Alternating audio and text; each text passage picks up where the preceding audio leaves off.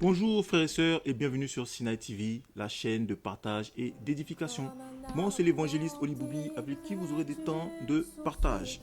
Nous allons aborder un sujet important. Nous allons aborder le sujet du suicide. Nous sommes dans un temps difficile où les hommes sont confrontés à la souffrance. Depuis la désobéissance d'Adam, l'homme est confronté à des supplices, à des souffrances. L'homme est confronté à la maladie. L'homme est confronté à la solitude. L'homme est confronté à la pauvreté. L'homme est confronté aux épidémies. Et face à ces souffrances, l'homme n'a pas la capacité de pouvoir résister aux assauts de cette malédiction qui frappe l'homme depuis le jardin. Et la Bible nous présente ici la venue d'un sauveur, la venue d'un Messie qui portera sur lui le fardeau des hommes.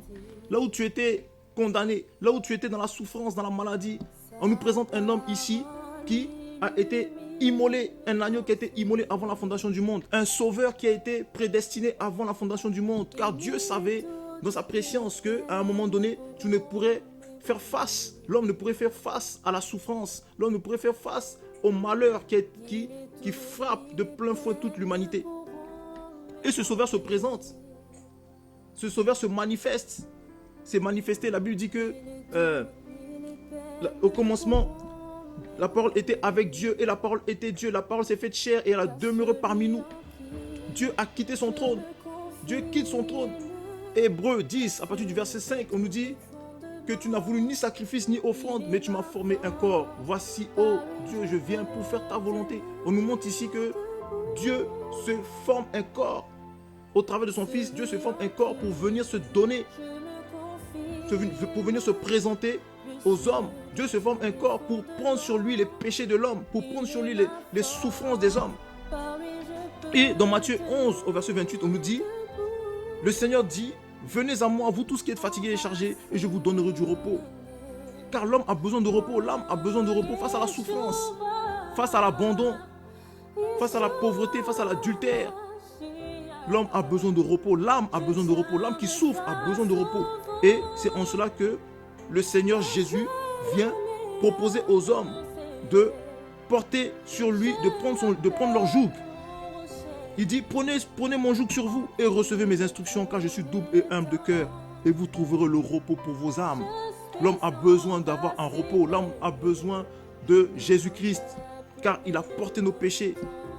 La Bible nous dit que le châtiment qui nous redonne la paix est retombé sur lui. C'est de nos fautes qu'il s'est chargé. Il s'est chargé de nos fautes. Et c'est par ses meurtrissures que nous sommes guéris. La Bible nous présente ce sauveur qui a pris les fautes de l'homme. Ce sauveur qui a versé son sang à la croix. Ce sauveur qui a porté les fardeaux des hommes. Qui a porté leurs fautes. Et on nous dit il dit, car mon joug est doux et mon fardeau léger. Là où tu as été confronté à la souffrance, à la solitude, Christ a souffert. Christ a connu cette solitude. Christ a connu cette souffrance. La Bible dit qu'il a porté nos fardeaux, nos péchés. C'est par ce meurtrissure que tu es guéri. Accepte-le dans ton cœur. Reçois-le. Car la Bible dit en Romains 8, 18 que les souffrances du temps présent ne seraient être comparées au poids éternel de gloire qui sera révélé pour nous. Christ a porté tes péchés et prépare pour toi qui souffres, pour toi qui n'as plus d'espoir, un poids éternel de gloire. La Bible nous dit que tout œil le verra. Il reviendra dans la gloire de ses anges. Et il appellera des quatre vents ses élus. Christ reviendra nous prendre. Christ reviendra sauver ceux qui auront placé sa confiance en lui. Accepte-le. Il dit dans Jean 14, à partir du verset 6, il dit, je suis le chemin, la vérité et la vie. Nul ne vient au Père qu'en passant par moi. Il est le chemin. Toi qui cherches le chemin, toi qui cherches des solutions, toi qui n'as plus d'issue, tu ne vois plus d'issue, Christ est le chemin, accepte-le dans ton cœur. Il a pris tes péchés, il a pris tes fardeaux, il s'est chargé de nos iniquités, il s'est chargé de nos souffrances.